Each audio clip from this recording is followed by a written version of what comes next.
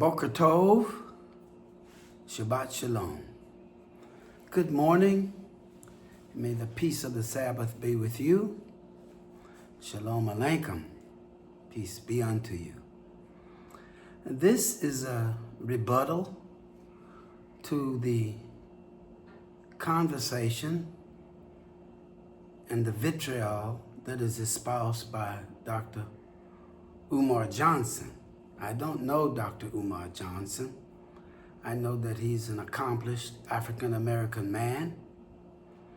He's a Pan-Africanist, very handsome, young, robust, intelligent African-American who is very passionate about his commitment to Pan-Africanism, and therefore he has a mission. He's on a mission. And his mission is to sensitize black men to the economic, philosophical, and spiritual implications of their dating white women. And his conversation, as I listened, and I've listened attentively, and I have a longitudinal perspective because I've listened to him down the corridor of time. And I have here to rebuttal his logic because his logic in his conversation is atavistic. It reminds me of my days growing up in Alabama, 70 years plus ago, when the same conversation that he is espousing was said by Caucasian men. And their message was essentially the same, but for different reasons. It was filled with hatred, bitterness, and the intention of the dialogue that took place in my growing up in the 50s in the Deep South in Alabama was espoused by white men who impugned what they thought was integration. And so we've integrated, we've had this Martin Luther King civil rights movement, and we find ourselves in an integrated posture. Now, I want to introduce a 21st century conversation that I haven't heard on the internet, because what was said in Alabama in my formative years and what Dr. Umar Johnson is saying now is indicative of an atavistic concept, a primitive and underdeveloped notion of reality. So I'd like to talk about a 21st century vision of reality that seeks to sensitize theoretically and then offer the experience through a technology of consciousness so that the theory can be verified and validated subjectively by whomever practices the technology of consciousness that I offer. So when I listen to Dr. Umar Johnson, his theme is, I'm black and they're white. And he uses a lot of racial diatribes to denigrate certain ethnic groups, in this case, the Caucasian woman. And that was the same as the white man in the 50s saying these tar babies, these jungle bunnies, these niggers, using racial diatribes to describe us based upon a superficial reference. And the superficial reference was our skin color. And so we have the same phenomenon taking place now where we describe white women as snow bunnies, a racial and ethnic diatribe based upon the same superficial vision of color. I've had the privilege of studying the writings of and the teaching of Rabbi Shimon Bar Yochai. And he's talking about, in this instance, the Torah. And he uses a beautiful analogy by saying that the Torah is merely a garment. The stories in the Torah are just a garment.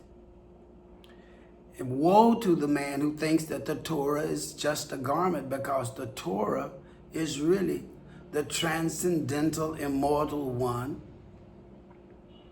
And on the most superficial level of this immortal reality is a transitory reality, relative reality of a people moving in time with a relative identity, with a relative name, and it's a relative phenomenon. So to really understand what the Torah is, you have to become competent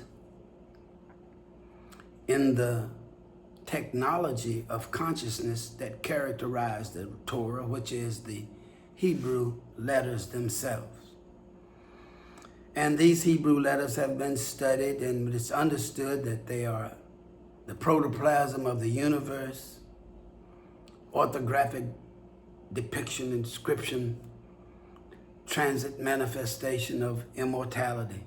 Each letter has a name, a soul, a spirit, a mathematical equivalent. So woe to anybody who thinks that the Torah is stories. The Torah is an expression of the transcendental intelligence in the form of a story, if you have been bequeathed the technology by which to experience that, which would be competency in Ivrit, which is the gift of Hashem that we find in Zephaniah 3:9. And they are those who have, in our evolutionary odyssey, been given that technology. So that's just an analogy of what I'm talking about. So woe to the man who thinks that the body or the human is a color. We all have colors, different shades of those colors. Black, white, yellow, brown. But these colors that we have are merely the garment. Garment for what? Garment for the soul. Garment for something that is transcendental and eternal and immortal, never changing. So we have in this 21st century now scientific validation of the essential nature of man as being an impulse of creative intelligence, an impulse of consciousness into time and space.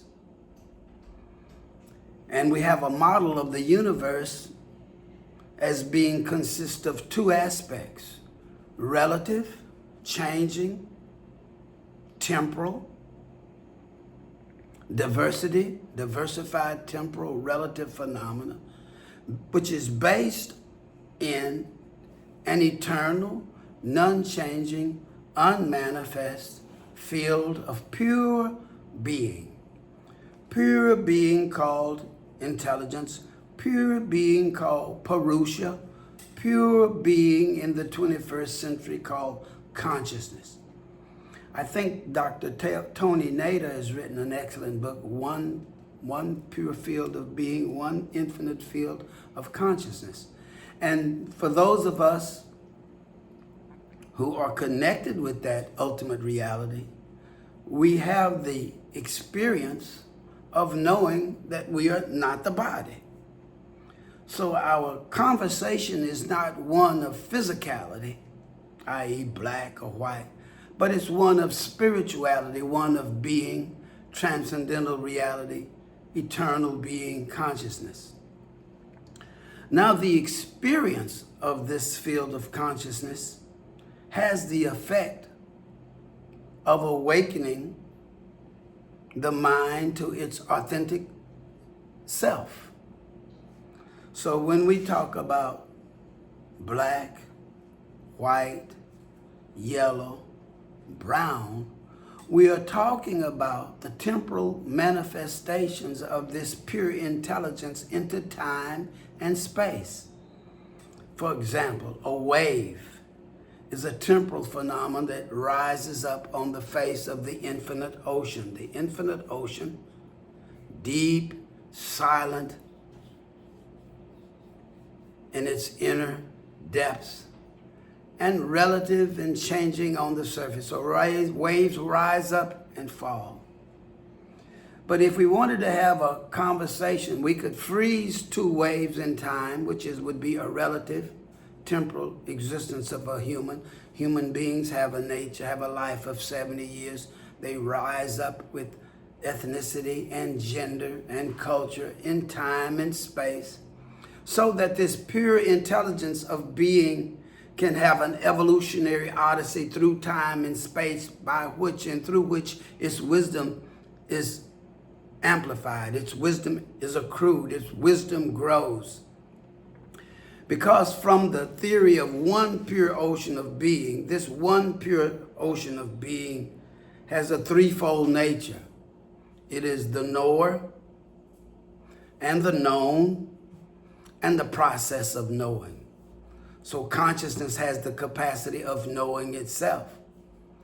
So as the soul evolves by virtue of some type of systematic technology of consciousness by which subjectivity, that is, the superficial aspect of life, because life consists of two aspects, relative and absolute, changing and non-changing, temporal and eternal. Consciousness and relative diversity. Pure, non-changing consciousness and relative diversity that changes. Everything on the surface wave of life is changing. So we have a wave that rises up in time. Its amplitude is much higher than a smaller wave that's amplitude is less. The width of the base of the wave determines its strength and power. So we could look at two waves frozen in time and describe their differences. We could debate their differences. We could say that one is better than the other because its amplitude is greater, its width is broader. We could have an intellectual argument. But the knower of reality would simply say, that's kind of silly argument because the nature of the wave is just a temporal reflection of the unified field of the unified ocean. It's one ocean of being, one Atlantic Ocean that rises up in its waves. And we could, so the level of argument that is being given by Dr. Umar Johnson is, in fact, a superficial argument that reflects ignorance of the reality of life, or the spectrum of life, the sphere of life, from the superficial, the full range of life, from the superficial to its depth. And so we are having a discussion about superficial differences on the surface value of life and the very nature of this ultimate intelligence, this pure being of the generator and the organizer, the dispenser, or the G-O-D, or God. What is the nature of God? One unmanifest nature of pure being that's incapable of being known in its totality, but can be experienced subjectively by a technology of consciousness, by taking our mind into this field and having our subjective minds infused with the quality of intelligence that cultures in our nervous system the ability ultimately to see the unity of diversity. And when we see the unity of diversity, that is called enlightenment. Ignorance is ignorance of. I'm ignoring something. I'm in a state of ignorance. I'm ignoring the whole, and I'm talking about the part as though the part is the truth. I use the word truth. What is truth? Truth is non-changing and eternal. We have relative truth, relative identity, relative purposes, and the purpose of this impulse of intelligence that I am is to optimize and fulfill an objective, an incarnation objective. So every soul has an incarnation objective, and its incarnation objective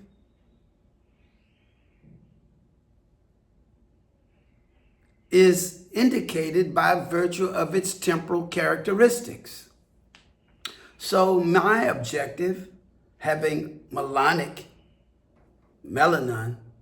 black if you will, has certain aspects that will optimize my journey and is perhaps indicative of the age of my soul, which has incarnated many times down the corridor of life to accrue this wisdom that I now possess, which is, oh my goodness, we have one infinite ocean of being. We say in the Yehudim, Shema Yisrael, Hashem Eloheinu, Hashem Echad. Baruch Shem Kivod Malhuto Le'olam Va'ed. Hear, O Israel, the Lord our God is one. But our knowledge of this God is not like some God in the sky. That's in the story. That's on the superficial level of the story. We have the technology of consciousness by virtue when we interact with this Lashon HaKodesh, the holy tongue, the tongue of God, the tongue of the prophets, the tongue that was used to create the relative world that we see. By virtue of studying and interacting, amusing our intellect with this technology of consciousness, our sensitivity, our subjective consciousness is elevated and transformed. That's a technology of consciousness. On the other hand, I teach a technique of self-reflection. The word self here does not represent the biological self. It references the transcendental self, not the infinite, the transcendental self of the infinite ocean, and not the relative flux of the temporal being. In ignorance, one's sense of self is, who am I? Well, I'm my name, and I'm my culture, and I'm my identity. I'm my physical characteristics. I'm my gender. That's sort of superficial, sophomoric, elementary, and characterizes a state of ignorance. Ignorance of what? Of higher states of consciousness, higher states of my identity. I'm identified with and identifying with the relative, superficial, surface values of life. And this is the dialogue that's going on down the corridor of time in the relative body. I'm black, they're white, she's Chinese, this. So with my technology of consciousness, self-reflection, we work from the notion of the idea that myself is non-changing, eternal, cosmic being. So in my self-reflection technology, I have a means by which the subjective I, the subjective self, can experience through my meditation, that is the surface value of life, can be systematically refined to experience the deeper, non-changing value of my subjective identity, and that objective non-changing field of being upon which and from which my subjective identity rises is called now my higher self.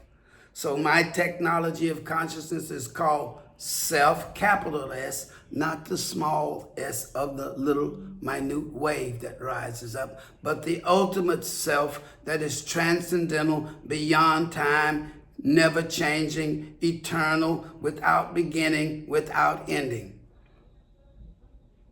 Nitya aparushya, that which has no beginning, no ending, and is the only reality that has a threefold structure of knowing and seeing something and knowing it. The knower, I am the knower.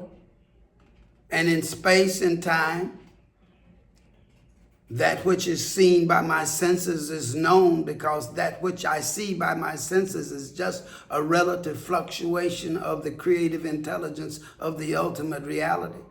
So the knower, the known, and the process of knowing, the consciousness knows itself. So when we have a vitriolic conversation about I am this and you are that, we are speaking from a platform of ignorance, prima facie. This is a prima facie example of a platform of ignorance, being I'm in ignorance of the whole. So this is the dialogue that we have listened to in America, particularly because, as Dr. Umar Johnson points out, the Chinese with the Chinese, the Koreans are with the Koreans. Each ethnic group has its own little cloistered culture and it's self-interacting. But by virtue of the intelligence that structures destiny, a group of Africans were brought to America by the organizing intelligence that structures destiny. Now, we can talk about how this happened on the relative level, who did it, should it been done, and that's on the emotional sphere. But the reality of the knower is that everything that takes place is an expression of the God. And the God is not an anthropomorphic entity, but the God is the generator, the organizer, and the dispenser of everything that takes place on the relative superficial level of being.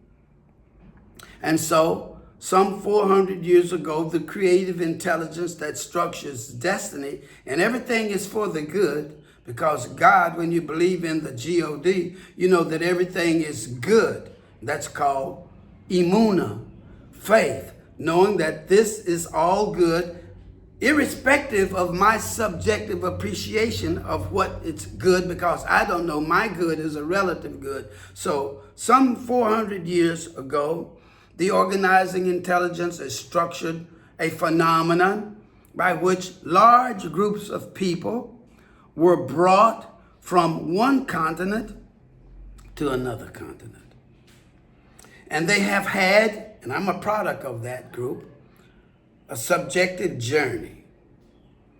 And because of ignorance, which has characterized the entire period of history that we're living in until this present moment, the 21st century, we saw ourselves as in a diversified group. I, thou, me, you.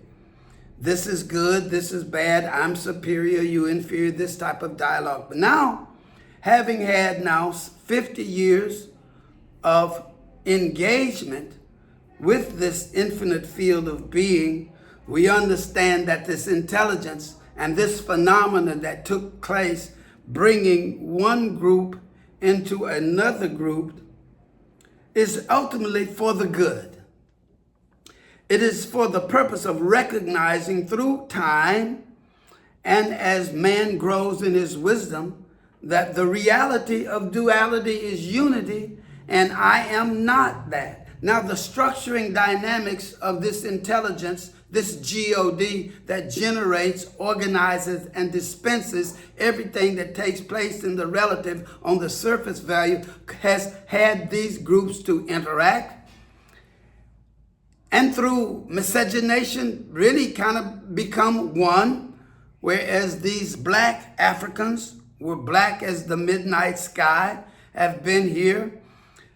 We don't find this level of pigmentation here in North America because of the miscegenation that the organizing intelligence structures through its behavior, through its play and display. Because we are not the body. We are impulsive of creative intelligence with the body. And in a state of ignorance or ignorance, we take ownership of the action. But from an enlightened perspective, we understand, for example, when we read in the Bhagavad Gita, a discourse between Lord Krishna and Arjuna, who is teaching Arjuna the same lesson that I'm in effect teaching you, uses the Sanskrit word Nistraigunyo Bhavajuna. Nistraigunyo Bhavajuna. What does that mean? Be without the three gunas. What are the three gunas? The three gunas in the scheme, in the totality of life, that is, consists of two aspects, relative and absolute, non-changing and changing. Then we can call this changing part nature. Nature. What is nature? The interactive forces of law, the laws that are inherent in the organizing intelligence of pure being interact on the relative surface value of life to facilitate evolution. So we have a relative change that's always taking place on the surface value of life, that in a state of ignorance, that is being unaware of my authentic identity as an impulse of intelligence that is the witness to the phenomenon, then the ignorance on the surface value take ownership as I am the actor. I'm doing these things. He did this to me. She did this to me. But the reality is that these are the forces of nature interacting to facilitate evolution going forward. So we understand now that we are not these bodies. We are impulses of creative intelligence in time and space with a body and a gender to ultimately, down the course of time, through many life cycles, come to the notion, evolve to the notion of our authentic self and transcend our subjective self. Now, when this happens, one is said to be enlightened, and that means I am no longer identified with the actions that take place in the relative world. I'm a witness to the actions, and my identity is cosmic. I am no longer in division. I am no longer an individual. My practices down the course of time has unified me with the God. And in unity with the God, individuality is surrendered. In ignorance, bonding to the forces of nature and identifying with the force of nature, I perceive myself as the actor. I'm doing this. I'm going to I. That's the small I. The purpose of man's quest to coming to this earth plane is to be awakened to his ultimate identity. The ultimate identity is found in the scriptures. It says, for example, in Psalms chapter 82, verse 6. King David, David-a-Melech, in his enlightened state, writes, or it is written in the Psalms, ye are gods. Excuse me. Ye are gods, but ye shall die like men. That is packed with profound wisdom because we are gods. We have a God potential, but God is not an anthropomorphic entity. God is the source of pure being, the transcendental reality, the pure self, the self. And this self-reflection technology of consciousness that Dr. Omar Johnson is not espousing, takes us into the interior of life to experience the source of life. And we do this through a mental technique. And this has been known by many saints, sages, who interact with sacred sound, has the effect of taking our minds into the infinite field of being, the home of all the laws of nature, all of the sciences, all of the wisdom. And there is an expression in the holy tradition, know that by which knowing all things are known, and nothing else remains to be known. And when this level of knowledge has been achieved through some systematic practice of discipline, then we can perceive the unity of diversity. Because this practice of self-reflection that I teach, that is taking the mind in and out of the infinite field of intelligence, has a profound neurological effect. It's the condition of the nervous system that determines our perception of this relative reality in which we live.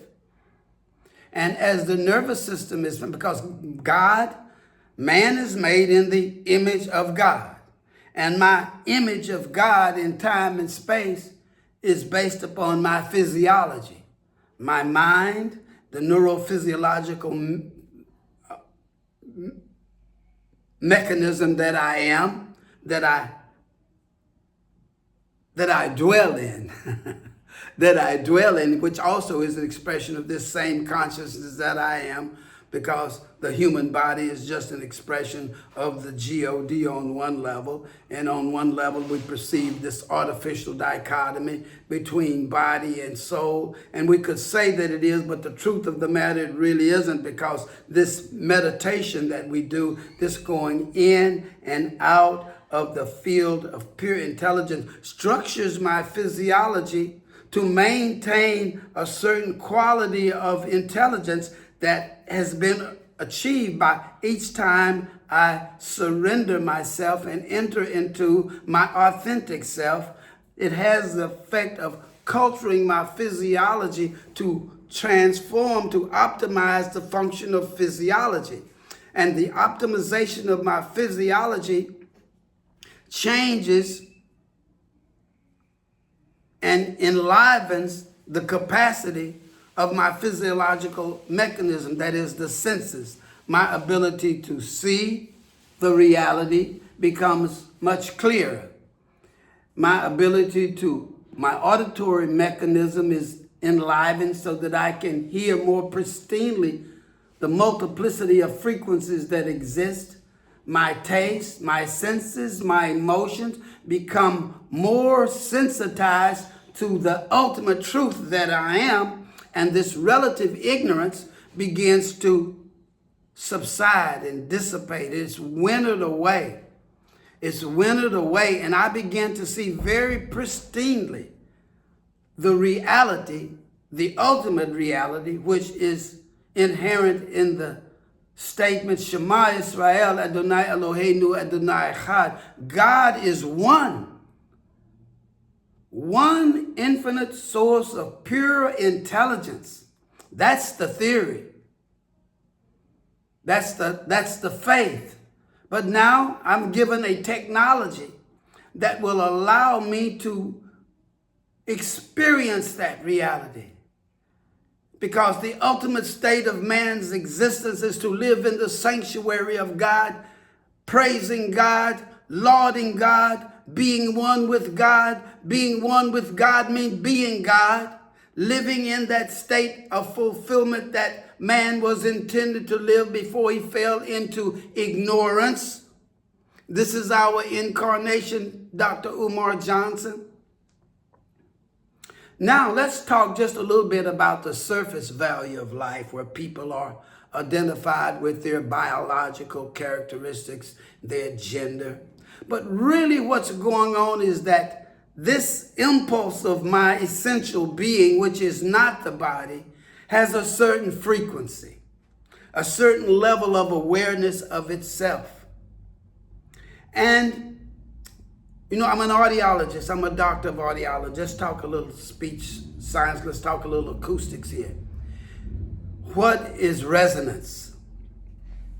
If we take two pure tones, two 500 hertz tones, and we bring them into proximity, what you will notice is an increase in the amplitude. There will be an amplitude enhancement by virtue of two frequencies on the two pure tones, in this case, on the same frequency coming into proximity. There will be an increase in the amplitude. That's a known scientific fact. So, how does this play out in life with human dynamics? Am I my color? Well, on one level I am, but on the ultimate level, I'm really not. I'm an impulse of creative intelligence having an evolutionary odyssey based upon my unique frequency, if we want to use those words. So when I encounter another frequency or another person who's on that same frequency, there's an enhancement in my overall well-being and a sense of, even in ignorance, a connection. And this, on an emotional level, we call this, I love you. I like you. There's something about you. It has nothing really to do with your color. It has something to do with your consciousness. It has something to do with your fundamental frequency has enhanced mine. When I come into your presence, there's an elevation of my being by virtue of simply interacting with you. And unlike this other frequency that I'm encountering, not to judge it, but I don't have them. We pass by millions of people with whom we have no real enhancement of our being. And when we encounter a being who's on the same frequency, that same level of consciousness, there's a sense of unity. And in that, and in unity means what? A sense of oneness. And on an emotional plane, that's perceived as I love you. There's something about you I'm attracted to. So we have to broaden our understanding that we are not these bodies. We have bodies. We have bodies with characteristics that are essential to our specific incarnation objective, and only the intelligence that has dispensed us into this physical realm overstands our objective. And as we become more humanistic, for example, one group, maybe there's a group frequency. And there has been in the past a group frequency response, a collective consciousness of a group collective consciousness by virtue of its level of consciousness, its frequency. And it has no recognition or affinity with another group who has another frequency that's different from its own. So we perceive an artificial dichotomy in time and space. Me versus you. I, thou. But as the frequency of the group rises and stabilizes, there's a collective uniform state of consciousness now, because all over the world there are tens of thousands of groups praying together, meditating together. Praying is on the intellectual, superficial level. It's very profound, but it isn't as profound as creating a wave from the depth of the ocean, because if you're in the depth of the ocean and you move the entire ocean and create a wave, the entire wave will be felt across the whole ocean, and the whole ocean will experience, because in the unified base of the ocean is oneness.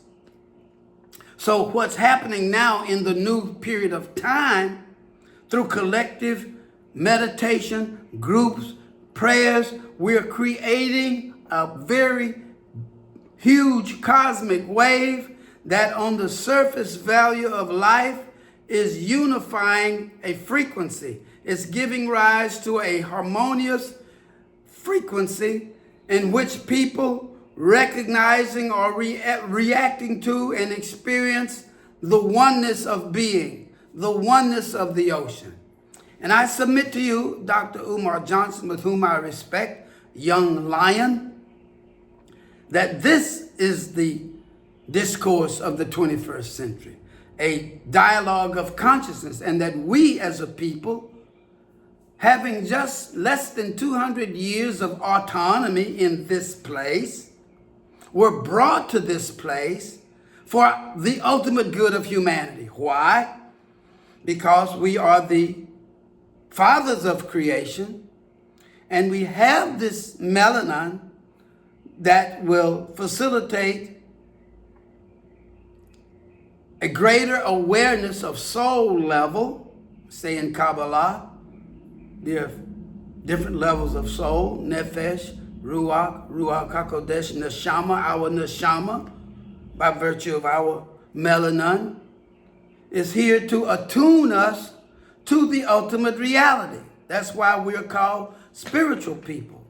Another group, by virtue of the absence of this melanin, has a superior intellectual, technological mindset that creates things. When I was a little boy, we had to talk on the telephone. Tell me your number, number please. Well, that consciousness without the melanin has created a world of technological, because it's a mindset. It's a mindset that works in the relative versus a mindset that's attuned to the spiritual. And now the two are becoming one. And as the two become one, there's going to be a gravitation bilaterally, because there's nothing more precious than unity. There's no greater experience than the experience of God. And the experience of God is the unified field, transcendental. But as the collective consciousness of humanity arises, the experience of God will be the experience of the other, because the level of neurological refinement created by my practice of self-reflection cultures the nervous system to maintain this all-time reality of God in time, rather God beyond time.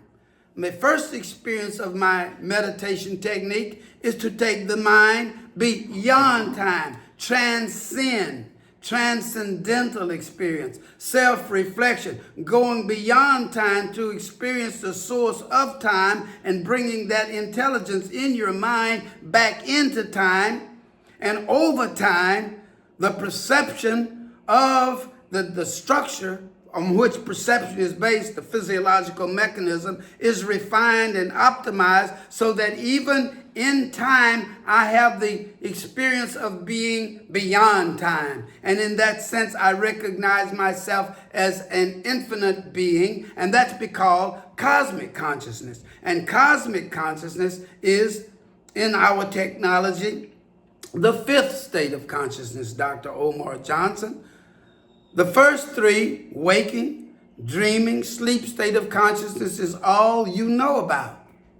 Do you know, Dr. Umar Johnson, about the fourth state of consciousness that has been objectified and proven scientifically by the research of Dr. Keith Wallace Maybe that occurred in the 20th century, some 50, 60 years ago. I think it was a doctoral thesis, a doctoral dissertation back in the 70s at UCLA, if I remember correctly. So we've known, based upon science, not religion, we've known that based upon science, there we have one, two, three, a fourth state of consciousness beyond time that is the source of time. And when we interact with this state of consciousness, they are predictable neurophysiological changes. For example, there's an increase in brain coherence, optimizing the potential inherent in the man's intellectual capacity.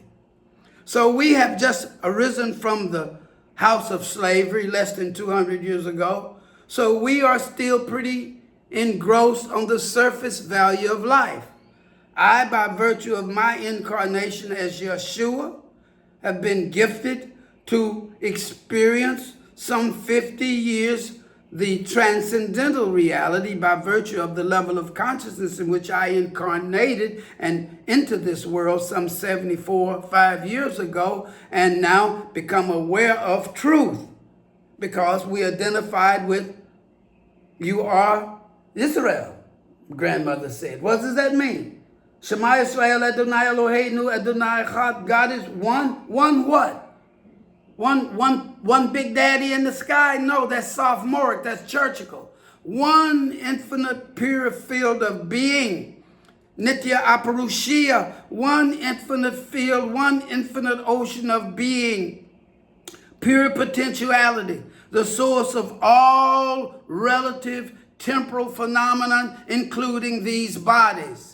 So these bodies, irrespective of their color, rise up in time. And when the purpose of incarnating into the relative world is completed, we don't need this body anymore. We drop this body and continue to live in the heavenly being realm of consciousness, whatever that means.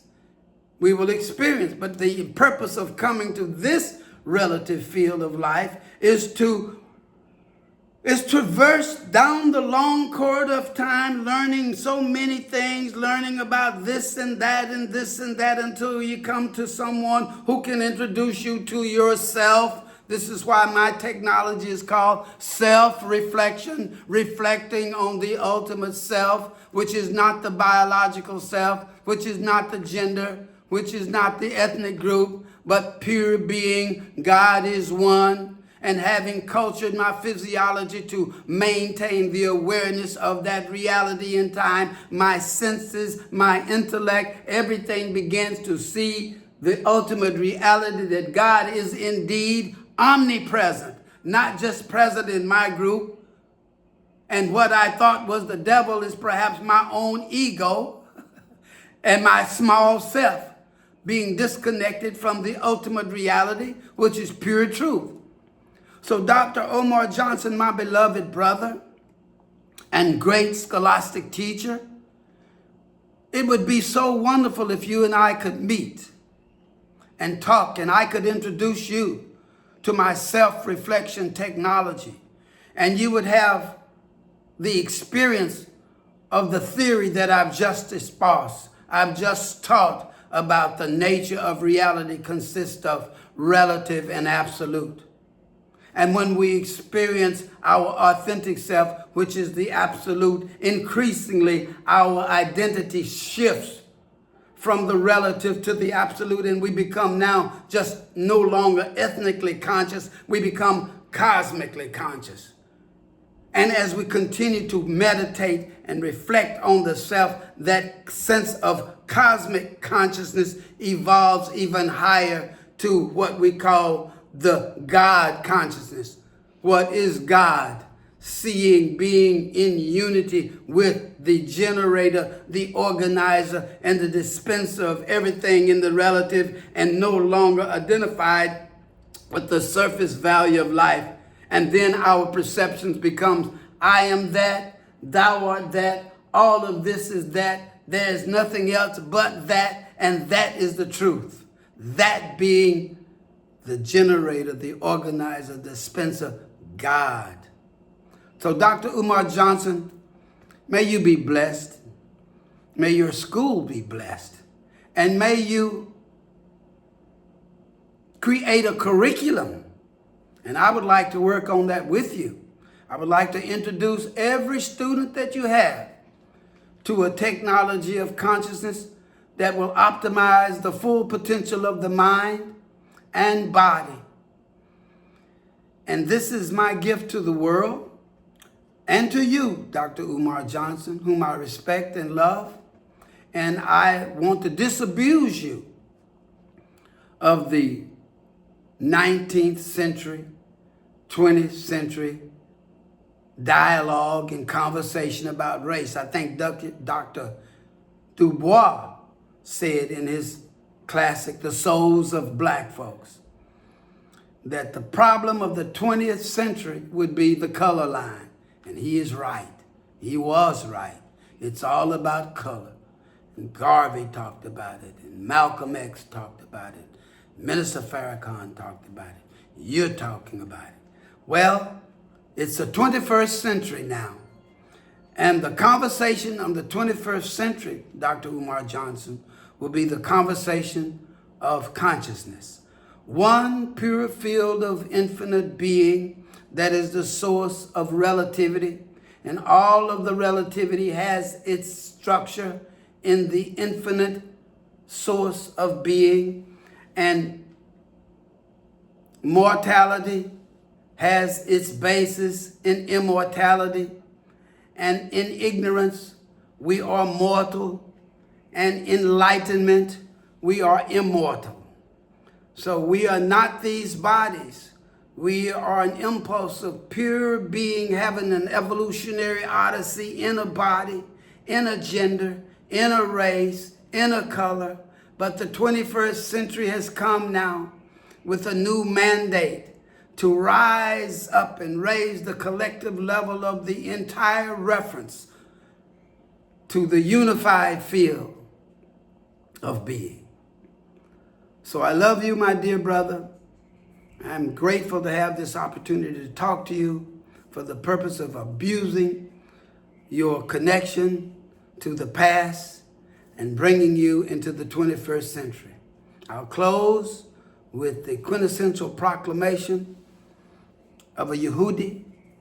Shema Yisrael, Hashem Eloheinu, Hashem Echad, Baruch Shem Kivod Malhuto Le'olam Va'ed, V'yahavta et Adonai Elohecha, V'kal Levaveka, Uvkal Nafsheka, Uvkal Moadeka. And you should love the Lord your God with all your heart, all your soul, all your resources. And you can only do this when you have, when your individuality is submerged, it's been subsumed, submerged into this oneness, to know that your testimony is yes, God is one source of infinite intelligence that has created the infinite intelligence that we see and study, moons, stars, galaxies, ocean, being, different groups, flowers, fish.